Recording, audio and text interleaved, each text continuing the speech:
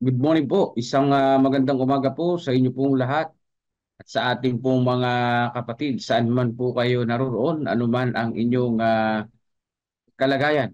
Nawa ay nasa mabuti po kayong ah, kalusugan sa mga oras na ito. So ngayon po ay April 11. So napakabilis ng panahon. Taas pa yung aming ano. Ayan. Ang ating pong pag-aaral, ang pananampalataya na mapapakinabangan. Nagkamali pala ako nung verse na basa kahapon. So ito yung verse na binasa ko. Luke 8:46. So tayo po ay madalangin mga kapatid. Aming Diyos na siyang aming mapagpala, na siyang nagbigay sa amin ng buhay sa umaga na ito, ay aming idinadalangin, O Diyos, matutunan po nawa namin ang pananampalataya na mayroong pakinabang. Inyo po nawa kaming gabayan at tulungan na amin po maintindihan ito at maisabuhay. Salamat po Panginoon sa pagising niyo po sa amin ngayong umaga na ito sa banal na pangalan ni Jesus. Amen. So sabi po dito sa ating pong pinaka-text, 8:46 ng Lucas, subalit sinabi ni Jesus, may humahawak sa akin sapagkat alam ko na may kapangyarihang umalis sa akin. Itong kwento na ito mga kapatid ay kwento noong babae na siya ay mayroong dinudugo siya for 12 years o isang dekada mga kapatid na siya ay mayroong karamdaman. At ang sabi niya sa kanyang sarili, mahipo ko lang ang laylayan ng damit ng ating Panginoong Hesus, ako ay gagaling. Sapagkat ang mga damit naman noon sa panahon na yun, hindi naman katulad sa atin na mayroong maong. Nung sa panahon nila Jesus Christ, mga kapatid, ay parang palda yung kanilang suot. Di ba nakakapanood tayo ng mga palabas tungkol kay Jesus Christ? O yung pong The Passion of the Christ. Ayan, napapanood naman natin. Binase nila ito doon sa context kung ano ang kanilang damit. Kahit damit ng mga lalaki noon. Talagang mahaba yung kasuotan nila. Yan. Ngayon lang naman nag-umiklian eh. Kahit sa mga babae, lalong umikli eh. Di ba? Nagkulang na yung mga tela ngayon. Pero itong babae na ito, ang sabi niya, noong kung mahipo ko lamang ang laylayan ng aking ng damit ng aking Panginoong Hesus, ako ay gagaling. Kaya dito si Jesus Christ, sa dami ng mga tao na humahawak sa kanya, lumalapit sa kanya, nakipag-usap sa kanya, merong napansin siya na humawak sa kanya, na may kapangyarihang umalis kay Jesus Christ. Napansin niya yun sa dami ng humahawak sa kanya. Ito yung pananampalataya ng babae. Kaya kung may pananampalataya na mapapakinabangan, meron bang pananampalataya na hindi mapapakinabangan? Sabi dito, may dalawang uri ng koneksyon sa pagitan ng mga sanga at ng puno ng ubas. Ang isa ay mapandaya at mababaw. Ang pulutong na nagpipilit lumapit kay Kristo ay walang anumang buhay na pakikipag-ugnayan sa Kanya sa pamamagitan ng tunay na pananampalataya. Siyempre, di ba? No, yung sanga at saka yung puno. Maaring nakakabit lang doon. Yung pala yung sanga ay tuyo na. Kaya kapag ka yung hinawakan, maaari kang bumagsak. Pero iba yung sanga na legit, merong dahon, may bunga. Ibig sabihin, matatag yan. Makapit yan. So inihalin tulad ng ating devotional, yung pong mga taong nakapalibot kay Jesus Christ that time na mababaw at mapandaya, bulok na sanga, nakakabit pero bulok. Malapit kay Jesus Christ pero bulok yung pananampalataya. Ano kaya yung pananampalataya mga pananampalataya natin mga kapatid? Ito ba'y puno? Ito ba'y pananampalataya na namumunga? Matatag ba yung pananampalataya natin o tuyo lang din? Tayo ba yung kumakatawan sa mga nakapalibot kay Jesus Christ? O yung katulad sa pananampalataya ng babae?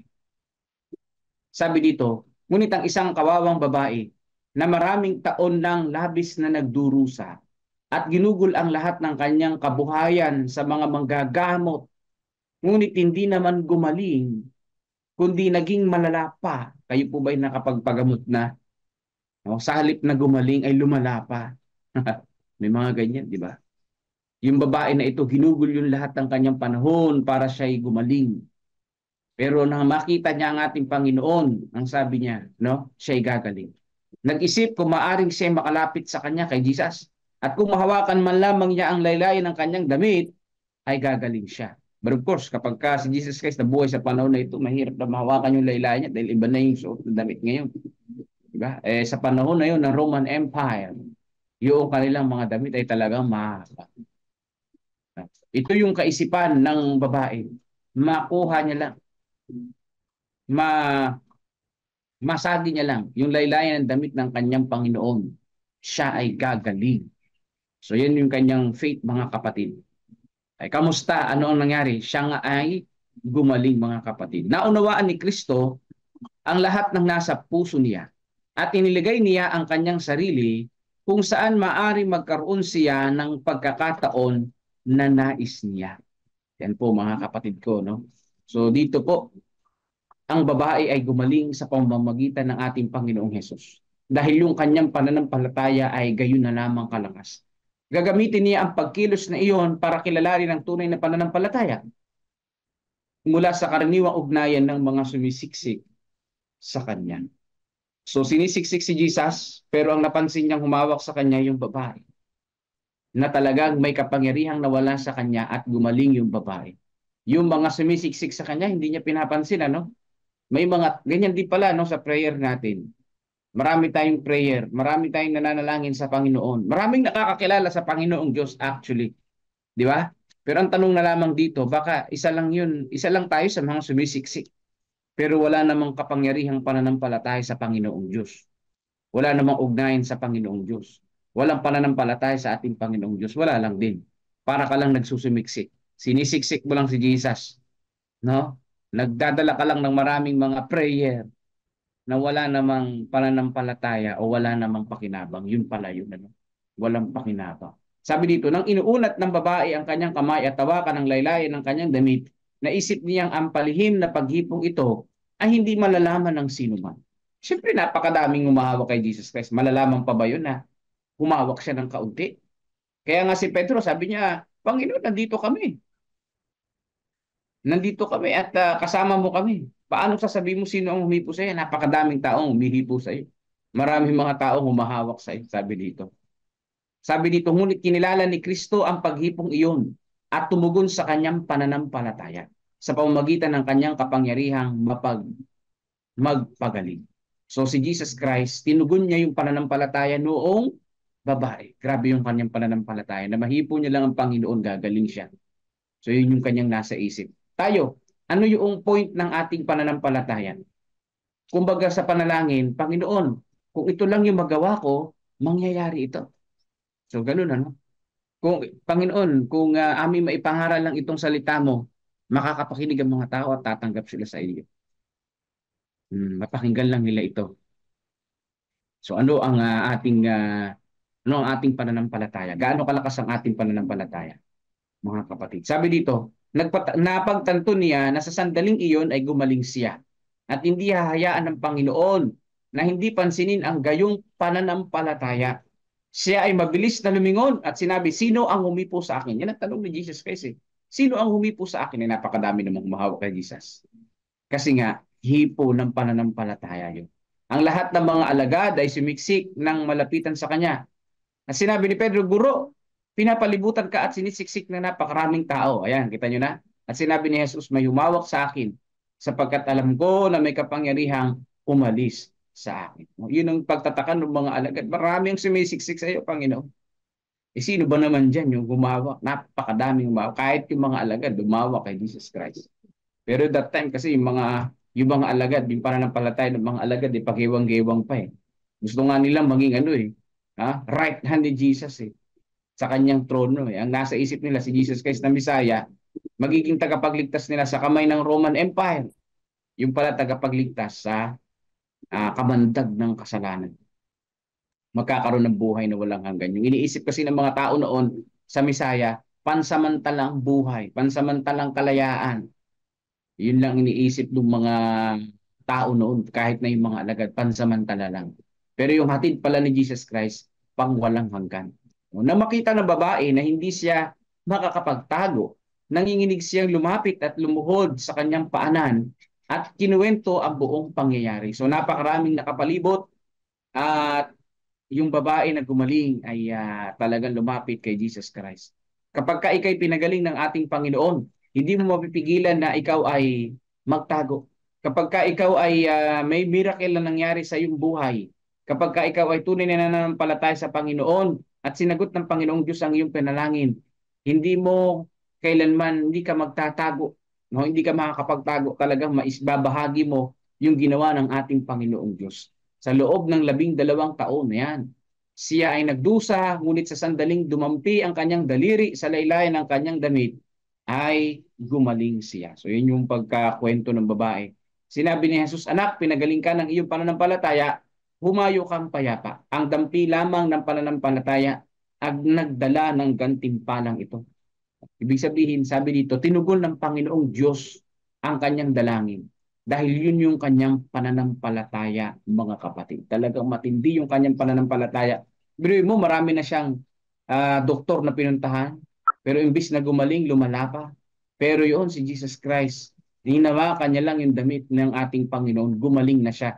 Yun yung pananampalataya na may pakinabang. Ang pananampalataya na nakatulong upang dalhin tayo sa mahalagang pakipag-ugnayan kay Kristo ay nagpapahayag sa ating panig ng pinakamataas na pagpili, ganap na pagtitiwala at buong pagtatalaga. Yan, ang pinakamataas na pagpili, ganap na pagtitiwala at buong pagtatalaga. Yung pananampalataya pala, mataas na pagpili. Pinili mo ang Panginoong Diyos, nagtiwala tayo sa Kanya at nagtalaga tayo ng buhay sa ating pong Panginoong Diyos. Yan yung pananampalataya. Yan yung pananampalataya, mga kapatid, na merong pakinabang. At ang sabi po dito, no, it works in the life of the follower of Christ through obedience to God's commandments. For love to God and to love to man will be the result of vital connection with Christ. Sabi dito, yung vital connection sa Panginoong Jesus, yung ibigin ang Diyos ng buong puso at ibigin ang tao na gaya ng iyong sarili. Yun ay makikita sa Ten Commandments. Pag-ibig sa Diyos at pag-ibig sa kapwa, yun po yung vital connection with Jesus Christ. Yan po, mga kapatid. Vital connection yan sa ating Panginoong Diyos. Pag-ibig sa Diyos at pag-ibig sa kapwa. Yan yung pananampalataya na may pakinabang, pananampalatayang merong gawa. Yan. Pananampalatayang may gawa. Panginoon, ito ang aking panalangin. Kung ito lamang yung mangyari, ito yung sign. Ganito ang mangyayari talaga niyan, Panginoon ko. So, ganyan ang naisip ng babae. Panginoon, ako'y gagaling. Yun yung pananampalataya niya, gagaling siya. Pero ano ang action na pwede niyang gawin para siya ay gumaling? Hawakan niya lang yung damit ng Panginoon. Yun lang. Action of faith. No, hindi lang niya sinabi na gagaling ako sa pamamagitan ni Jesus. Sabi niya, mahawakan ko lang, gagaling ako. Yun na nga. Yun yung pananampalataya na mayroong pakinabang. Kamusta yung pananampalataya natin?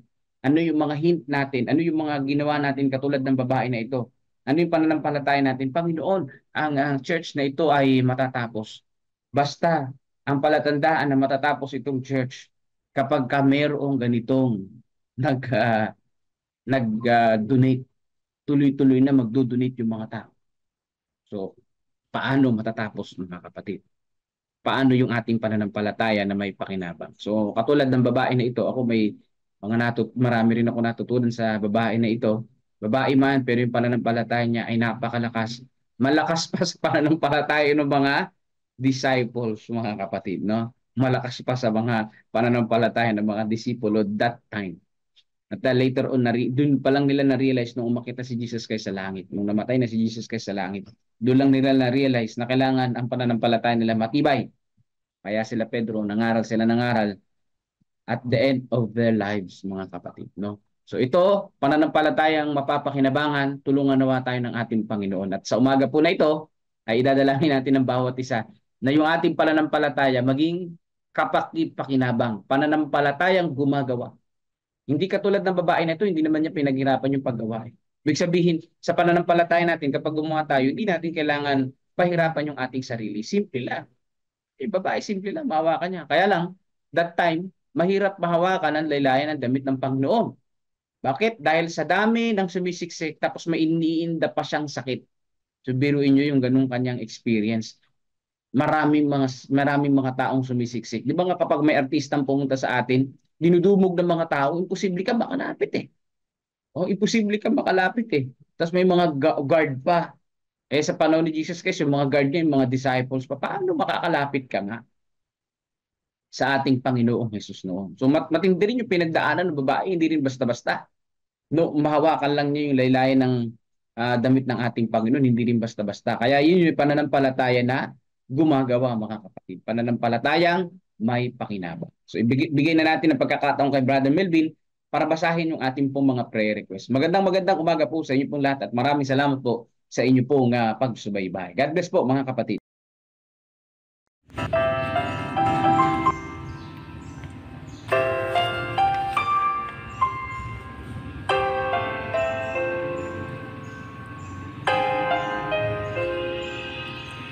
It's not what I prayed for, it's not what I wanted, it's not something I understand. My circumstances seem so confusing, I'm placing it all in your hands. Your ways are higher than mine. I want mountains to move, you want me to climb. So I'm gonna trust your word, your will and your time. Your ways are higher than mine.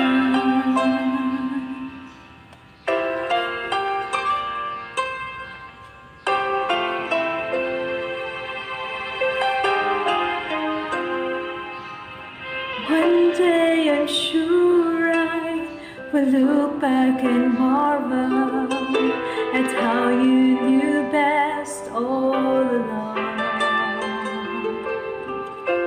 You see from heaven, you know it's the hard times that make my faith steady and strong. Your ways are higher than mine. I want mountains to move, you want me to climb. So I'm gonna trust your word, your will and your time. Your ways are higher than mine. When I start to doubt, help me believe somewhere so far above me.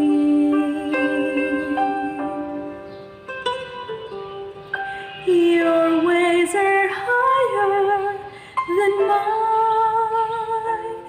I want mountains to move, you want me to climb. So I'm gonna trust your work, your will and your time.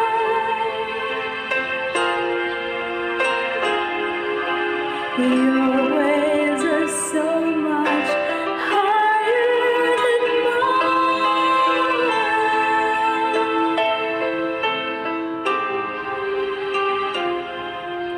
Your ways are higher than mine.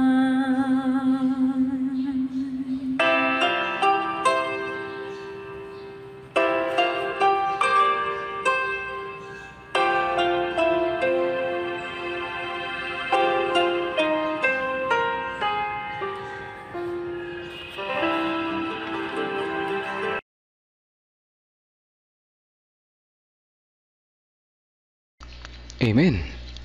Purihin ang Panginoon sa napakagandang lesson sa umaga na ito, mga kapatid. Salamat po, Pastor, sa pag-share. Salamat din sa awit, Ma'am Karin. Your ways are higher than mine. Ayan, ano po, mga kapatid. Bilang tugon sa napakagandang lesson niya yung umaga na ito, meron ako ilang mga kitang puntos na mahalagang idagdag natin. So, may babaeng nagpapagamot ngunit di gumaling. Parang tayo lang, nagpapagamot pero hindi gumagaling. Kukumpara natin yung ating sarili sa babae, mga kapatid. Tingnan natin, Pero iniisip niya, kung malapitan man lang niya si Jesus at mahawakan ng kanyang laylayan ng damit, siya ay gagaling. Mga kapatid, ang babaeng ito ay napakalakas ng pananampalataya. Sabi niya, nasa isip niya, gusto kong gumaling, hawakan ko ang damit ng Panginoon, ako ay gagaling. Yan, paniniwala niya, no? Yan, paniniwala. Pero sabi nga ni Pastor, madali ba yung kanyang ginawa? Hindi. Mahirap. Dahil maraming taong nakaharang sa kanyang daraanan, ano? So, sa kanyang pananampalataya na siya ay gagaling, hindi siya naghintay na basta na lang gumaling, mga kapatid. Mayroon siya action na ginawa. Ano yun? Lumapit siya sa Panginoon at hinawakan yung laylayan ng kanyang damit dahil yun ang kanyang pananampalataya. Ngayon, tingnan naman natin sa side natin. Hindi na natin mahawakan ng laylayan ng damit ng Panginoon ngayon dahil siya nasa langit na. Pero imposible ba yun, mga kapatid? Sa ating paghihintay sa ating paggaling at ang ating pananalangin para gumaling, kagaya ng babae, meron din dapat tayong action. Ano yun? Lumapit tayo sa Panginoon. Hindi lamang damit niya ang ating mahahawakan dahil inaabot ng Panginoon ang kanyang mga kamay sa atin, mga kapatid. Inaabot niya. Ating abutin ito. Hindi lamang tayo maghihintay ng kagalingan, kundi lumapit tayo sa kanya gaya ng babae. At tayo ay gagaling. Ngunit, gaya ng babae, nahihirapan siya lumapit. Maraming tao nakaharang. Sa ating din panahon, nahihirapan tayo lumapit. Bakit? Marami rin mga balakid na nakaharang para makalapit sa Panginoon. Ano yun? Yung ating mga ginagawa na hindi natin maiwan, mga kapatid. Yan yung nakaharang na tao kagaya sa babae. Dapat muna nating alisin yung mga ginagawa natin na yan, mga ayaw nating mabitawan. Yung ating pride, hindi natin mabitawan. Hindi tayo makakalapit sa Panginoon para abutin yung kanyang laylayan ng damit o yung kanyang kamay kapag hindi natin inalis yan. Alin pa, yung ating mga ginagawa na hindi karapat-dapat sa kanya na po.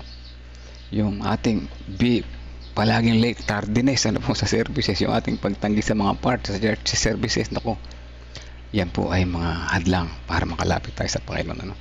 So anong dapat gawin? Lumapit tayo muna sa Panginoon, matutunan natin lumapit sa Kanya. Pero bago yon, alisin natin yung mga nakaharang between Jesus and us. Mga kapatid, napakaganda ng lesson na ito. Kala natin paulit-ulit natin nababasa yan, yung kwento na yan, pero napakaganda pala, no? Kung ating ihalimbawa yung buhay ng babae sa atin, ano, gumaling siya, gagaling tayo, mga kapatid. Gagaling tayo sa tulong at biyaya ng Panginoon.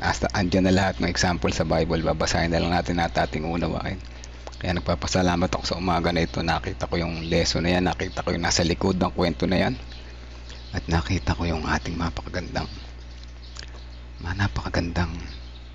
points, ano po. Kaya nagpapasalamat din ako kay Pastor at hindi niya inubos lahat ng points, tiniran ako. Kasi minsan pagka inubos na lahat ni Pastor, wala na akong points, ano. Pero anyway, maganda na. Sana nawalawa natin lahat, mga kapatid. Lumapit tayo sa Panginoon at siguradong tayo ay gagaling. Pasasalamat po sa kaligtasan at pinagkaloob ng Diyos sa pamilya ng mga kasamahan ni Romnick Francisco. Nakauwi na sila sa ligtas kagabi. Salamat po sa prayers, mga kapatid. Praise the Lord, ano po. Sila yung nagdagat, ano po, kahapon.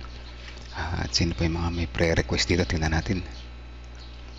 Okay. Sila Brother Roy and Company.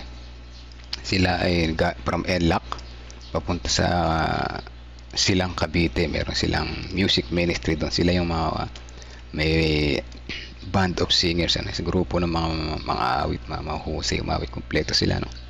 So marinig natin yung kanilang awit doon, ha. Hopefully makapag-record sila one time, ano. At yung kanilang inawit doon sa Silang Cavite atin makita rin naman, ano.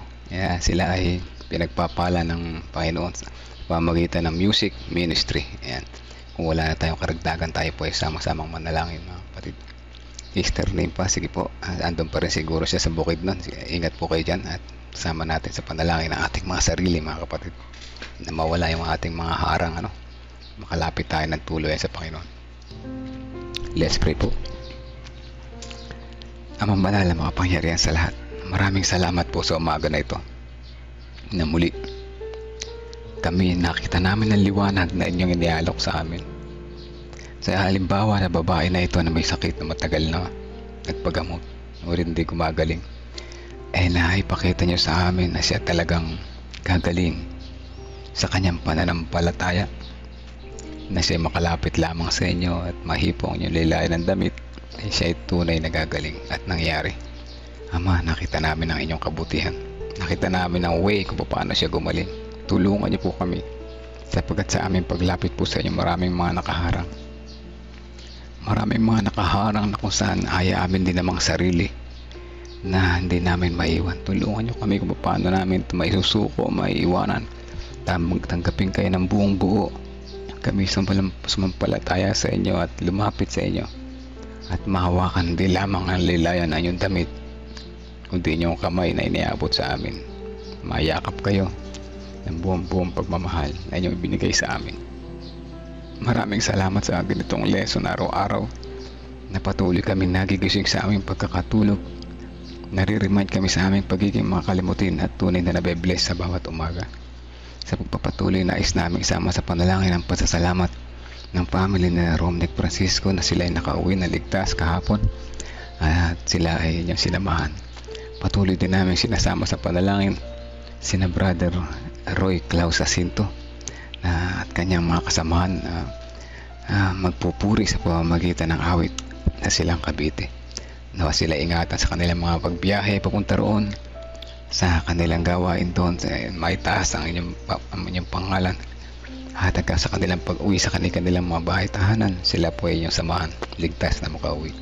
Amin din pong patuloy na sinasama sa panalangin ang mga gawain sa aming nasasakupan, ang street evangelism, ang pangaral sa Santa Rosario, at yung IICD at iba pang mga pangaral sa aming nasasakupan. Samahan niyo po kami pang ito ay aming maisagawa ng maayos at maging kapakipakinabangan din naman sa iba. Amin din patuloy sinasama sa panalangin ng mga bagong binyagan sa Tabacao, sa San Antonio at sa lahat ng mga lugar aming nasasakupan. Patuloy na kalakasan ng pananampalataya ang aming dalangin para sa kanila, na sila ay maging matatag sa kanilang pang-araw-araw na pamumuhay, bagaman maraming mga pagsubok na darating sa kanilang buhay. Makita pa rin nila ang inyong kabutihan at pagmamahal at ang inyong pag-aalaga sa kanila. Amin din sasama sa panalangin na iba pang mga Bible students, mga Generoso Candua family na may patuloy sa kanilang pananampalataya ay maibalik at sigla. Makilala pa rin kayo at patuloy na magtiwala sa inyo, makasama nila ang buong pamilya sa kanilang pagsimba, pagtitiwala at pagpuri sa inyo. Ganyan din ang family na Martha and Mike, Mamaril, Cesar and Heidi De Leon, kasama na sina Christopher, Kenneth, Empoy, Hazel at Harold. Ganyan din sina Anne, Eusebio, Patrick, Nicole at Trixie. At ganyan din ang mga kapatiran sa San Leonardo Church at Kawayan Bugtong Church ay patuloy namin sinasama sa panalangin. Ganyan din ang iba pang mga prayer request na aming sinulat at aming sinasama sa panalangin. Si Jaime Juan, isa po siyang bagong pinyagan, ngunit siya ay may sakit na may karamdaman na nais niya ilapit po sa inyo. Tulungan niya po siya na makalapit po sa inyo, maalis ang kanyang mga harang sa inyong pagitan upang sa ganun ang kagalingan ay patuloy niyang maranasan. Palakasin ang kanyang pananampalataya bilang bago binyagan sa aming mga nasasakupan. Gayun din ang comfort, patuloy ang aming dalangin ng comfort sa family ni Sister Nilpa. At gayun din sina Brother Lorenzo Cabietes, kalakasan at kagalingan namin, ang dalangin namin para sa kanila. At gayun din ang si Sister Lorna Cabietes Cordoba at si Brother Monty Cabietes, sa kanyang problema pa rin sa kalusugan ay patuloy niyo po silang samahan. Kaya si Charles Eric Melegrito, patuloy na recovery ang aming dalangin para sa kanya. At ang kanyang nanay na si Alice Melegrito na nasa ibang bansa ay patuloy rin pong samahan araw-araw. Si Sister Ana Manuel, siya po ay nasa banig ng karamdaman at dalangin namin sa inyo po isang samahan, ipagkaloob kanilang mga pangailangan. Turuan din po sila na lumapit sa inyo pang sa ganun makamtan niya ang kagalingan na kanilang hinihintay. Kaya din si Alberto Ramos, si Kuyang Boy Balbido, Marie Chris Balbido, si Pastor James Lotila, si ang apo ni Nanay Pina at si Nanay Pina at ang kanyang asawa Christopher Umali Guterres, tatay ni Brother Tanreb, si Ate G. Tenyo Reyes, Sister Estrella Gragasin, At ang mga pamilya ay dalangin namin na aming mga pamilya na nakikinig ngayon, pag-iingat ang dalangin namin sa maghapon na ito, kalakasan at kalusugan ganyan sa mga nag-aaral at nagtatrabaho sa malayo. Sama namin si Sister Ana Rosbel Tolentino, good health din sa anak ni Sister Midin Peligro Cotana, sina Hara and Cory, family ni Ate Milen, family ni Sister Rose Cris Encarnado, Dang de la Cruz, at lahat ng pamilya namin na naririto.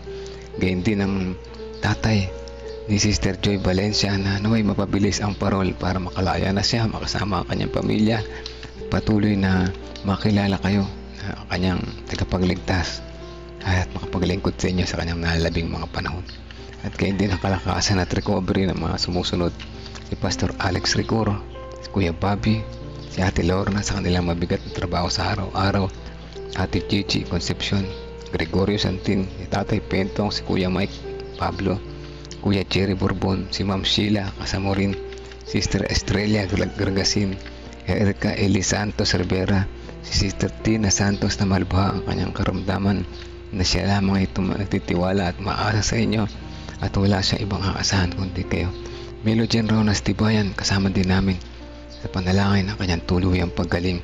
Nawa, tulungan nyo rin po siya na maalis ang mga harang kagaya ng sa babaeng may sakit na ito sa amin na pag-aralan.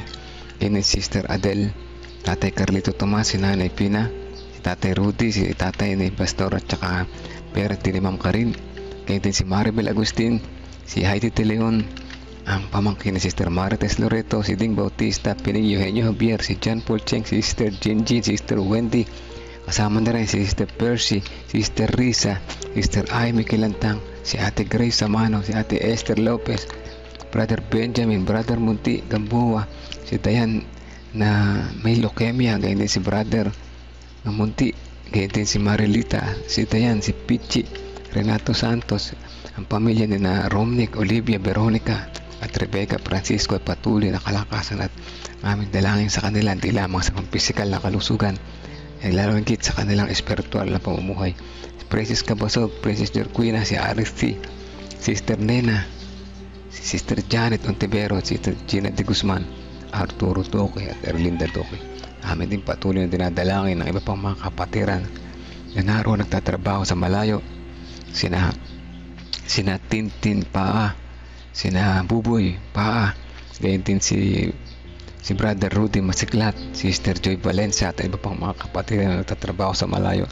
Nais din namin isama sa panalangin na sila patuloy nyo rin samahan sa kanilang pang-araw-araw na pamumuhay, kalusugan ang aming dalangin sa kanila hindi lang pang pisikal kaya din pang espiritual. Naway patuloy kaming maging pagpapala na naranasan namin sa inyo at ang aming mga kapatiran na ito na may sakit aming ikiniklaim makagalingan kagaya ng sa babaeng nasa lesson. Tulungan niyo po kami na maalis ang mga harang sa aming paglapit po sa inyo. Abutin na inyong kamay at magsisi sa aming mga kasalanan. Patawad po kung ano man ang aming nagawang pagkukulang at pagkakasala. Ito pong aming lahat ay tiniling at pinasasalamatan na alang-alang na lahat sa pangalan ni Jesus namin tagapagligtas. Amen. Amen. Amen mga kapatid, muli good morning po sa lahat. Salamat din po sa prayer warriors. Salamat na patuloy na sumusubaybay. Alam ko na kayo na bless sa umaga nito pagkat ako mismo ay na bless. Ganyan din ang mga nag-share. Maraming salamat po sa inyo sa patuloy na pagtutok sa ating daily devotional. Salamat din po kay Pastor. Salamat kay Ma'am Karin sa lahat ng mga nagsishare ng awit. Salamat po sa inyo. At good morning sa dyan sa lahat na nasa background. Sister Nempa, Ate Repi, Sister Elizabeth Reste, Sister Pioli Eugenio, welcome po. At kayo po ay patuloy na inimbitahan dito bumalik sa discipleship ministry. Pero hindi ako kung nag-i-invite sa inyo po. Hindi rin naman si Pastor. Si Jesus po nag-i-invite po sa inyo. Ano po? Alam ng Panginoon na kailangan nyo po ang devotional na ito sa ating buhay. Kaya naway patuloy namin kayo makita dyan sa comment box. Kapag hindi kayo busy, sige po. Sister Joy Valencia, magandang umaga sa inyo dyan. Sister Ana Rosbel Tolentino Hermino, good morning din po. At sa Ate Flor, Kuya Sani, magandang umaga sa inyo dyan. Kasama na rin si Brother Roy Erilia. Puro magkakamukha pangalan, ano? Meron ditong si Brother Roy, Klaus Jacinto naman yun. Yung anak ni Ate Flor, Brother Roy pa rin yun, pero Roque Irillia naman. At meron pa dito Janet, tatlo yata yung Janet dito, si Sister Janet Gatmaytan, good morning po sa inyo, at saka si Brother Jojo. Isa naman sa Bukidnon, Janet Salvado, at yung atin nasa prayer list, Janet Ontivero naman yun, magkakaiba no, pero magkakapangalan. Ayan, hanggang sa muli. God bless din po Nanay Nerissa at sa lahat ng ating mga kapatid na po.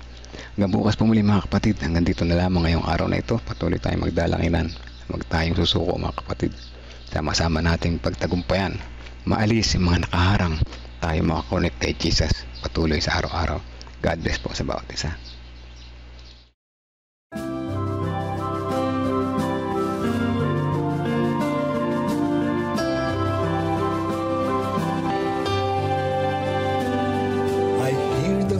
Of Jesus calling, my answer is I will go. I see the need of people crying, my answer is I will go. I go to share the message of love, I go to share the blessed hope. But if I get discouraged, I call to Jesus.